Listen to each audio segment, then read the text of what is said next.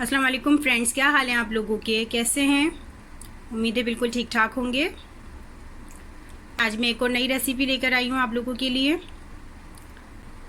आज हम बनाने जा रहे हैं चिनियोटी पुलाव। बहुत ही डिफरेंट रेसिपी है इसकी। ओके, हम अपनी रेसिपी की तरफ आते हैं। हमें पुलाव के लिए क्या क्या चीज़ें चाहिए मैं आपको बताती हूँ। हमें चाहिए लहसुन अदरक का paste 2 table spoon, 1.5 table spoon साबुत गरम मसाला, इसमें ज़ीरा, लौंगे, काले मिर्च, बड़ी इलायची एंड छोटी इलायची और दालचीनी ये हमें चाहिए। हस्बे जायका नमक,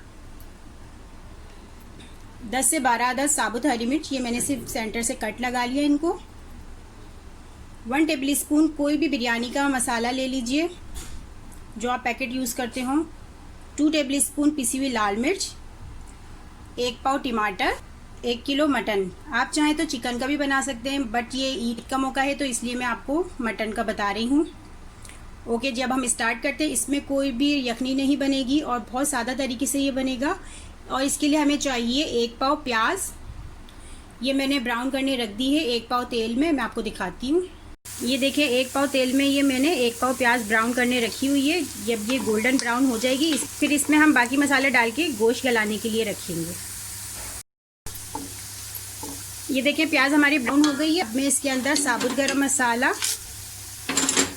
लहसुन अदरक का पेस्ट, पिसी हुई लाल मिर्च,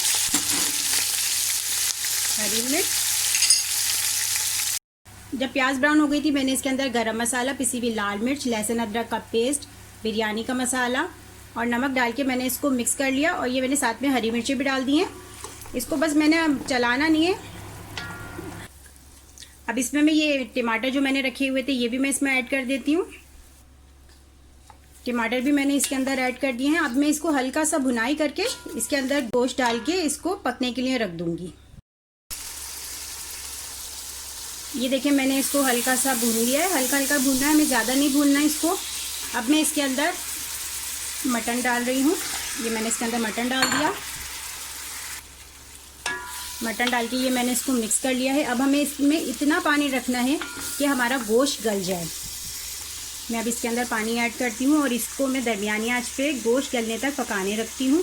फिर उसके बाद हमें इसमें चावल डालने हैं। ये तकरीबन मैंने इसके अंदर आधा लीटर से ज़्यादा पानी रखा है। इसको हम गोश्त को गलने रख देते हैं। अब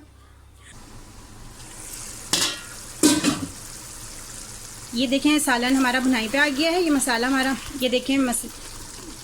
ये देखें मसाला हमारा भुनाई पे आ गया। अब मैं इसकी हल्की सी भुनाई करूँगी, हमें ज़्यादा भुनाई की ज़रूरत नहीं है इसमें, क्योंकि पहले भी हमने इसकी हल्की भुनाई कर ली थी। अब इसमें हम चावल डालेंगे। पहले मैं इसके अंदर पानी डाल देती हूँ।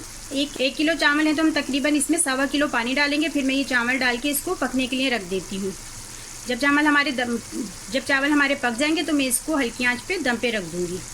ये देखिए मैंने इसके अंदर 1.25 किलो के करीब पानी डाल दिया है। अब मैं इसके अंदर ये चावल डालती हूँ जो मैंने पहले से भिगोए हुए थे।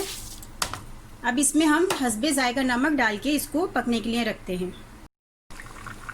ये देखिए इसके अंदर चावल भी ऐड हो गए हैं, नमक भी डाल दिया है। और इसके अंदर मैंने थोड़ा सा साबुत धनिया 1/2 टीस्पून के बराबर मैंने डाला हुआ है, वो भी हल्की सी खुशबू के लिए। अब मैं इसको ढक के पकने के लिए रख रही हूँ। और जब ये पक जाएगा तो मैं इसको बिल्कुल हल्की आंच पे दम पे रख दूंगी। हमारा पुलाव बिल्कुल रेडी हो जाएगा। फिर इसको हम डिश आउट कर लेंगे। कितनी ज़बरदस्त खुशबू आ रही है इसके अंदर। ये देखें पानी बिल्कुल खुश्क हो गया। अब मैं इसको थोड़ा सा ऊपर नीचे करके इसको बिल्कुल हल्की आंच पे दम पे रख देती हूँ। ये लीजिए हमारा चिनियोटी पुलाव बिल्कुल रेडी हो गया है। आप ये देखें कितना ज़बरदस्त लग रहा है और खाने में भी इंशाल्लाह बहुत ही मज़ेदार होगा। बहुत आसान रेसिपी है इसकी। मेरी कोशिश हमेशा यही होती है कि मैं आप लोगों को आसान रेसिपीज़ बताऊँ। आप लोग इसको ज़रूर ईद पे ट्राई कीजिएगा, इंशाल्लाह आपको भी पसंद आएगी इसकी रेसिपी। इस पुलाव का टेस्ट बिल्कुल डिफरेंट है और इस पुलाव का पकाने का तरीका भी बिल्कुल अलग है। इसकी ख़ास बात यही है कि इसमें यखनी नहीं बनती, ये सिर्फ डायरेक्ट ही हम इसको हम डायरेक्ट ही सारे मसाले डाल के पकाते हैं, जैसे कि आपने देखा है रेसिपी में। आई होप आपको आज की वीडियो पसंद आई होगी, रेसिपी पसंद आई होगी। इंशाल्लाह फिर मिलते हैं कुछ अच्छी और मज़ेदार रेसिपीज़ के साथ। अपना बहुत ख्याल रखिएगा, दुआओं में याद रखिएगा, बहुत सारे प्यार के साथ। ओके जी, अल्लाह हाफिज़।